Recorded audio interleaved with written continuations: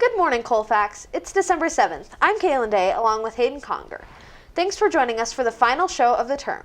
Today we take a look back at the incredible journey our drama department went on to perform for a live audience. We go behind the scenes of this varied show to see how our dedicated veterans make this all possible. We give you a sneak peek at this week's Winterfest event and the upcoming winter concert. And some first-time reporters investigate what it takes for freshman basketball players to transition from the middle school game to the high school game. Welcome to the show.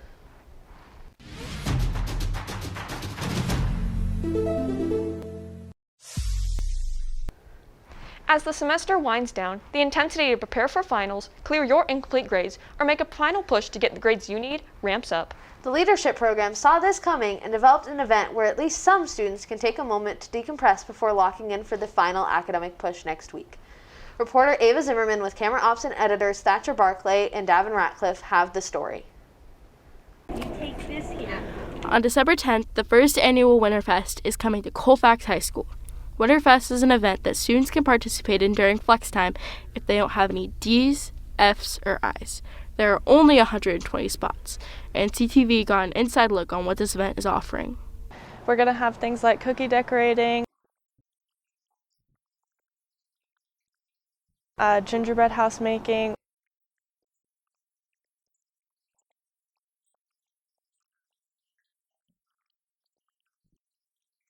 ornament making,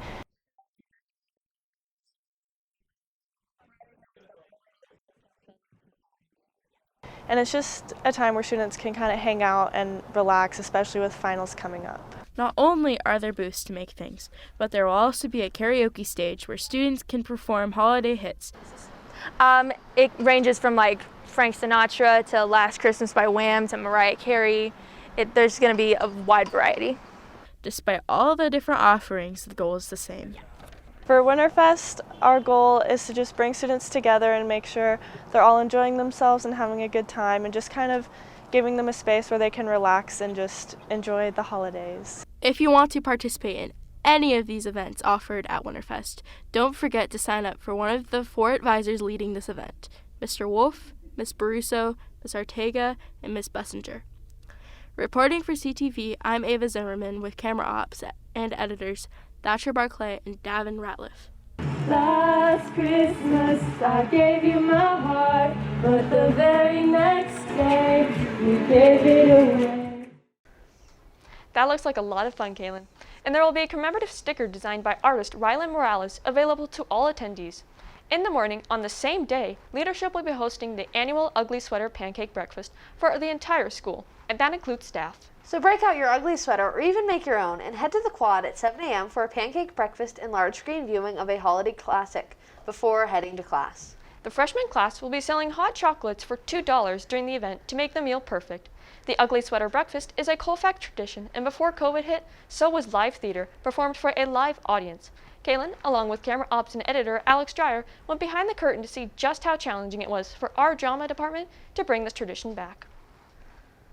For the first time in almost 3 years, the curtains are opening for Colfax High's presentation of A Midsummer Night's Dream. But it hasn't been easy. The cast has had to face many setbacks, including COVID and cancellations. But these setbacks have only made the cast more determined, and they're ready to open. I give you Shakespeare's A Midsummer Night's Dream. Colfax has been working hard to bring their show to life for all to see. However, the cast, crew, and director were faced with many problems before and during the production of the show.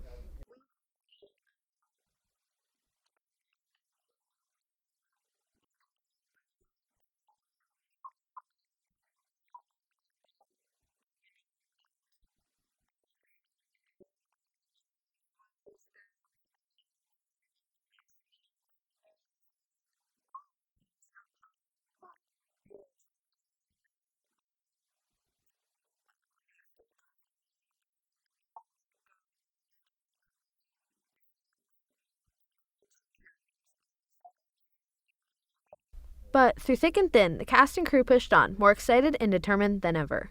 Sleeping eyelids day will make any man. I just think if I keep on going, then I'll be excited when it actually is opening night, and I basically get it done.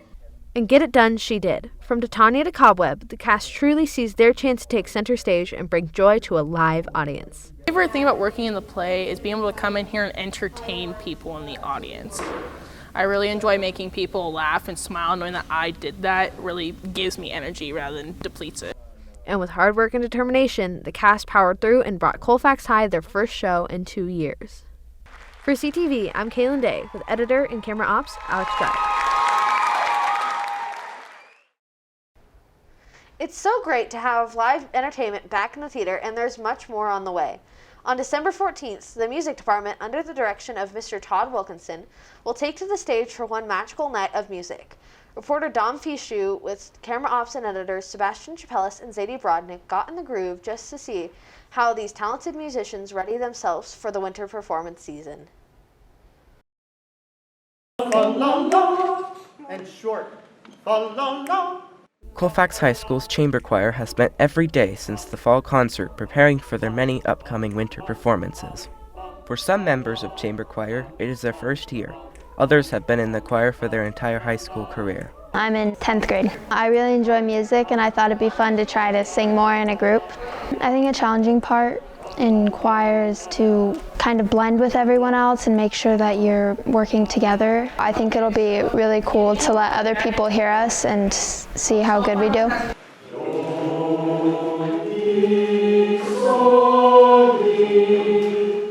The Colfax Chamber Choir was started 29 years ago by Mr. Wilkinson and has earned 20 consecutive gold awards at the national level.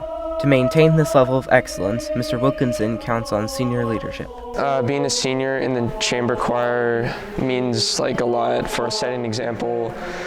You have to sort of set an example for everyone else, because without the seniors or the experienced people in chamber, there won't be any new leaders for the sections. It really took over 2 years for me to really sound better in every way, whether it was volume, being on the right pitch, or anything like that. Preparing a choir to perform publicly requires a synergy between director and singer, and nobody knows that better than Mr. Wilkinson.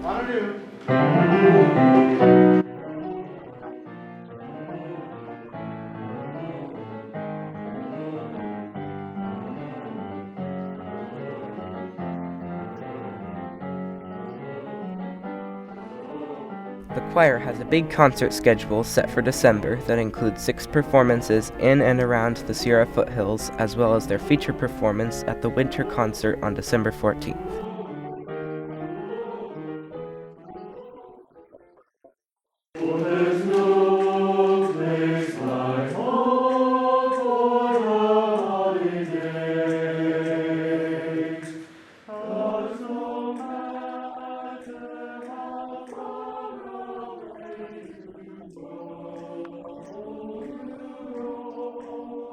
The choir's heavy December schedule will raise funds for the group's first tour in 2 years and provide a chance for this year's students to make their mark on a proud tradition. Reporting for CTV with camera ops and editors Zadie Brodnick and Sebastian Chapelis, I'm Dom Fichou.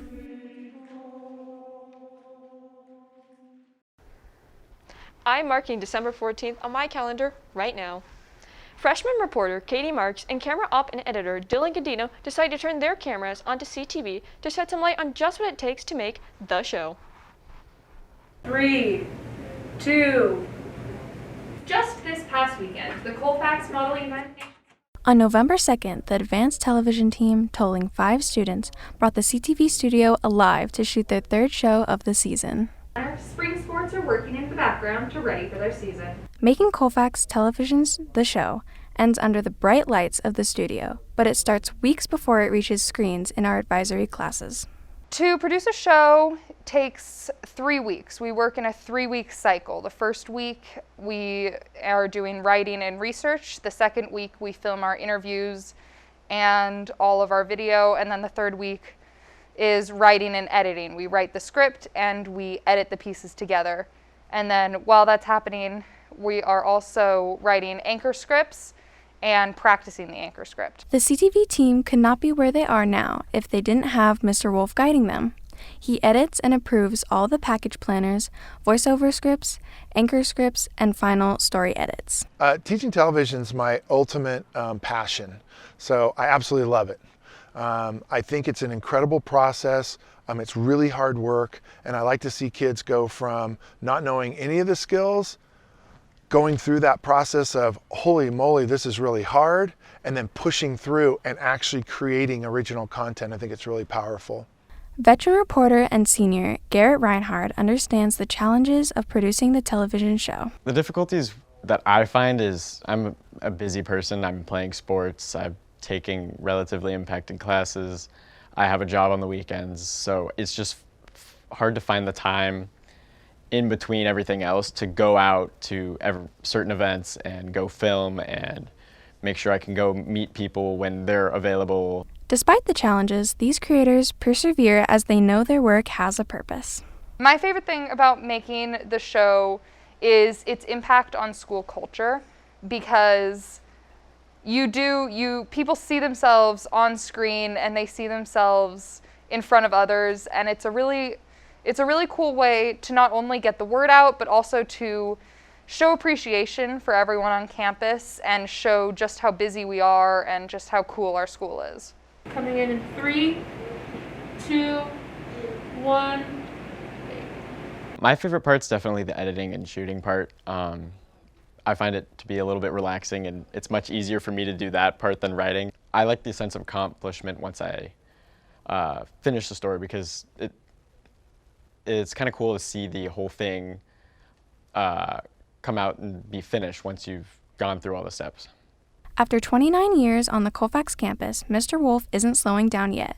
With the CTV show in its 7th season, he hopes to keep this program going as long as he can. My role in the production process really starts at the Broadcasting 1 class, where we teach the fundamentals: camera, light, sound, editing, and writing. And once kids have the fundamentals, then we can actually start playing, which is creating television shows. We just have it on when it Oh, we know this was Joseph. Tomorrow. A good show is really based on good stories. So, if you know a good story, don't hesitate to shoot Mr. Wolf or Megan Town an email and let them know. Reporting behind the scenes at the CTV studio, I'm Katie Marx with camera op and editor Dillon Godino. Thank you, Katie and Dillon. I can't wait to see what our broadcast 2s and 3s do with the show second term. Just as we're winding down, winter sports are heating up. Both our girls basketball team and soccer teams made their home debuts last night, and so many athletes will compete at the high school level for the very first time. Reporter Ryaln Huryn with camera ops and editor Julian, Piette, and Wyatt Powell hit the hardwood to see just how freshman basketball players are making the transition. Colfax has been without a freshman basketball team for 2 years, and the class of 2025 is preparing to usher in a new era on the hardwood.